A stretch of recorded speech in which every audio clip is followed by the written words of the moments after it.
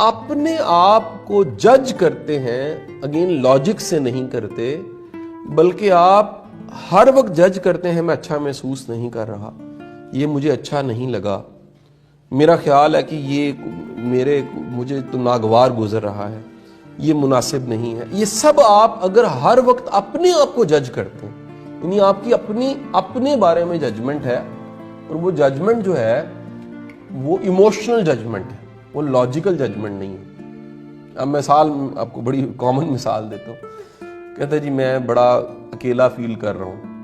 اچھا جی اکیلا فیل تم کر رہے ہو تو کیا کوئی بندہ کم ہو گیا؟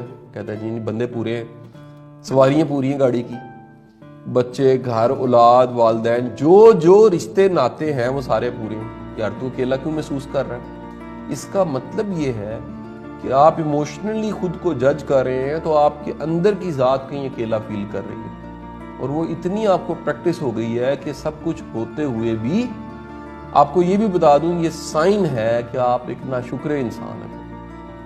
شکر گزار انسان وہ ہر وقت یہ شمار کرتا رہتا ہے کہ اللہ کے کتنے کرم، فضل اور رحمتیں مجھ پر ہیں.